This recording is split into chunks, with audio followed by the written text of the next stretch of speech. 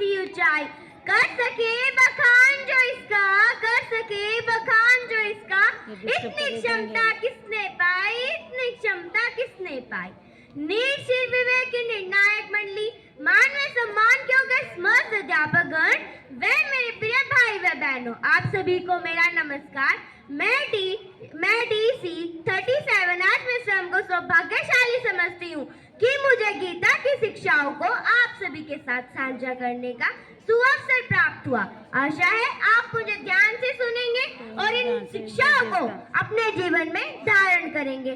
श्रोतागण, हजारों वर्ष पहले महाभारत की युद्ध भूमि पर श्री कृष्ण ने अर्जुन को जिन बातों एवं उपदेशों से अवगत कराया था, उन उपदेशों का आज वर्तमान समय में भी पढ़ा जाता है।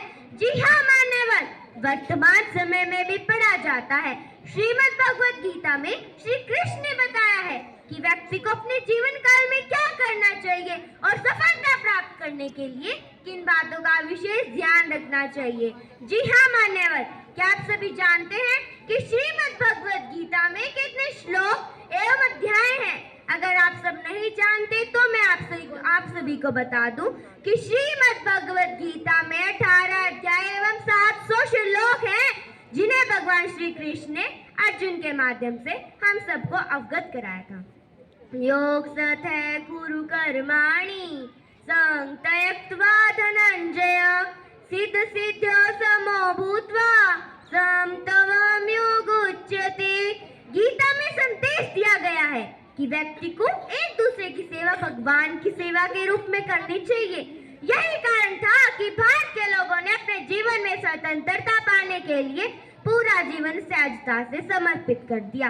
गीता के अनुसार फल की इच्छा के बिना कर्म करते रहो, कि गीता के अनुसार फल की इच्छा के बिना कर्म करते रहो।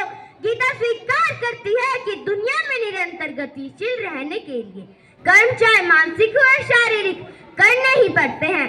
गीता में संदेश दिया गया है कि व्यक्ति को अपना आत्ममंथन करते रहना चाहिए और स्वयं पर काबू रखना चाहिए। ऐसा इसलिए व्यक्ति आवेश में आकर अपना आपा खो बैठता है, जिससे वह गलत निर्णय ले लेता है और उसे भविष्य में कई सारी कठिनाइयों का सामना करना पड़ता है। इसी प्रकार गीता सिर्फ हिंदू ही नहीं बल्कि संपूर्ण मानव जाति की कामनाओं को पूर्ण करने वाले एक कल्प वृक्ष के समान है। हाँ मान्यवर, एक कल्प वृक्ष के समान है और सबकी समस्याओं को हरने वाली एक कामधेनु गाय जैसी है। बन जाओगे एक दिन तुम योगी, बन जाओगे एक दिन तुम योगी, मुक्ति फिर इस भौतिक जगत के पिंजरे से होगी, कि मुक्ति फिर इस भौतिक जगत के पिंजरे से होगी। अपना होगा कोई सांसारिक बंधन, कि अपना होगा कोई सांसारिक बंधन, मिलेगा गोलोक धाम अति उत्तम, मिलेगा गोलोक धाम अति उत्तम। श्रीमद् भगवत गीता में बताया गया है कि व्यक्ति को उसके कर्म के अनुसार फल प्राप्त होता है। अगर व्यक्ति अपने जीवन में सदैव सद्कर्म करता रहेगा तो उसे भगवान का आशीर्वाद मिलता है और वह सभी दुख दर्द से दूर रहता है। सभी शास्त्रों का सार यदि एक जगह इकट्ठा होता है तो वह जगह है गीता। गीता को माँ भी कहा गया है। जैसे माँ अपने बच्चे को प्यार दुलार करती है और महानता के शिखर पर आरूढ़ होने का रास्ता दिखाती है, उसी तरह संत विनोबा जी के भाव कहते हैं, हर कष्ट हर दुख हो तो गीता की शरण में चले जाओ, बल्कि ना वो कोई शस्त्र है और न ही कोई ग्रंथ है, बल्कि सबको छाया और प्रकाश देने वाले एक माता के समान है। अगर शपथ भी ली जाती है तो केवल गीता के ऊपर हाथ रखकर। धर्म क्षेत्रे कुरुक्षेत्रे संवेता युत्सवे मामेका पांडवा शेव किम कुर्वत संजय, किम कुर्वत संजय।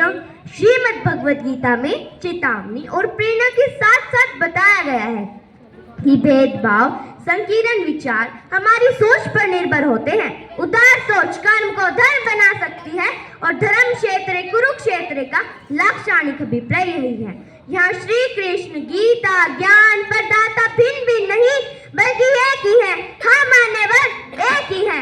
भगवान श्री कृष्ण कहते हैं कि व्यक्ति को संपूर्ण बनने के लिए जो तत्व आवश्यक है वे सब तत्व गीता में ही है। गीता रूपी गंगोत्री में स्नान कर अज्ञानी सज्ञान को पार कर जाता है और संसार रूपी सागर को पार कर सकता है। श्री कृष्ण कहते हैं, न तो शरीर तुम्हारा है और न तुम इस शरीर के हो, बल्कि यह शरीर तो बना है और गीता में संदेश दिया गया है कि परमात्मा कभी भी तुम्हारा भाग्य नहीं लिखते, बल्कि तुम्हारा हर कदम, तुम्हारी सोच तुम्हारा भाग्य निर्धारित करती है। कि तुम्हारा हर एक कदम, तुम्हारी सोच तुम्हारा भाग्य निर्धारित करती है। गीता में श्री कृष्ण कहते हैं, हे अर्जुन, तुम अपने आप को भगवान पर समर्पित कर दो, वह सबसे उत्तम सहारा है। गीता में क्रोध, लालच, वासना, नर के 3 मुख्य द्वार बताए गए हैं और ये तीनों द्वार आत्म विनाशकारी माने गए हैं। अंत में मैं अपनी वाणी को विराम देते हुए बस इतना ही कहना चाहूंगी कि भविष्य में किसी का मजाक मत उड़ाओ, कि भविष्य में किसी का मजाक मत उड़ाओ, क्योंकि समय में इतनी ताकत है कि वह गरीब को अमीर बना सकता है और अमीर को गरीब। कि न सोचो क्या है उम्र तुम्हारी, कि न सोचो क्या है उम्र तुम्हारी, पढ़ो श्रीमद् भगवद गीता सारी की सारी, है इसमें भगवान का गाया जीवन गीत, पढ़ के हो जाओ प्रभु के मीत, पढ़ के हो जाओ प्रभु के मीत। धन्यवाद, आपका दिन शुभ। ये दोबारा बोल